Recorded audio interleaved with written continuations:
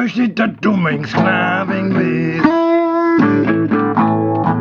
Und ich brauche nicht, dass du dich kaputt arbeitest. Und ich will auch nicht, dass du treu mir bleibst. Ich möchte, dass du mit mir schlafen gehst.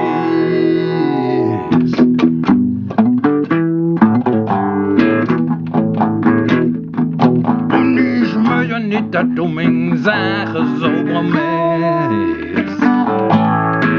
Und ich brauche nicht, dass du mir die Wohnung wischst. Und ich möchte nicht, dass du mir den Nüssel gehst. Ich möchte, dass du mit mir schlafen gehst. So wie du den fortbewegst, wie du es mit mir schwadet und wie du Dinge mal gut weißt, auch weiß ich, dass ich dich karessieren könnte, bist du so ein Objekt. Ich möchte, dass du das Bett mir mähst.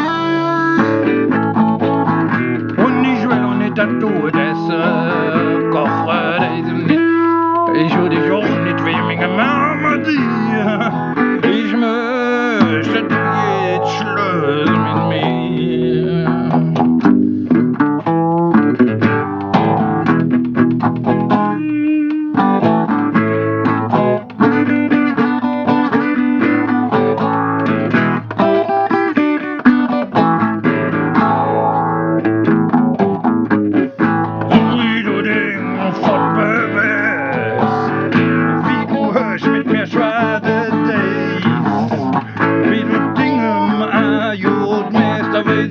Dass ich dich garantieren könnte, bist du so ein Objekt.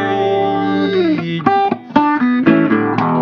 möchte, dass du Bett meinst. Und ich will auch nicht, dass du mir das kochst. Ich brauch dich auch nicht, weil ich mich am Namen dir. Ich möchte, dass du jetzt schläfst.